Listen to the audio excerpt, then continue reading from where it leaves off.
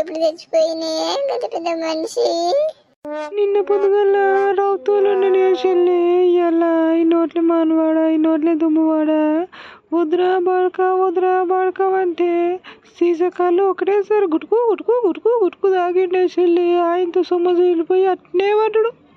ఇప్పుడు రౌతులుండే ఏం పిల్ల ఏం పిల్ల ఏం పిల్ల అని పరేసుకమాడు నాతోని.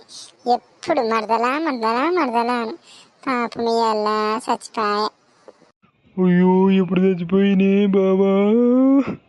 నేను చచ్చిపోయినట్టు వెళ్ళి ఏం చేద్దాము, మంచి మనిషి ఉండే. బాబోయ్ సంథింగ్ పెట్టుకోలేదా? బంగారము 10 తులాల బంగారం ఉంది, 5 తులాల బంగారం ఉంది, 2,000 పింఛన్ వచ్చే 5-6 వేల కిరాయి వస్తుంది, నిమ్మలం బతుంది. దానికేంది పొక్కలుగా తింటే తాగుతుంది.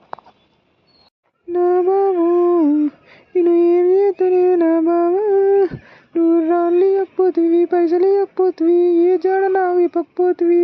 ఇవాళ నేను ఎంతమంది పోసుకుందు, నన్ను ఎంత మాటలు అంటారు నా బాబు నా బాబా. పోయినాడు ఆయన తీసేళ్ళే బుక్కడ ఉంటుంది తినిపోయి చూసినవాయే అలా అప్పటికి మన శిక్షణ ఉన్నది. మూడు తెచ్చిపోయిన పీకలు లేడు కానీ తినిపోర్రు అంటుంది దాన్ని మనవాడ.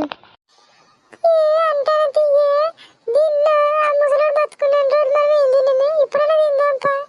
సాసుకు ఇంటి తిందాం.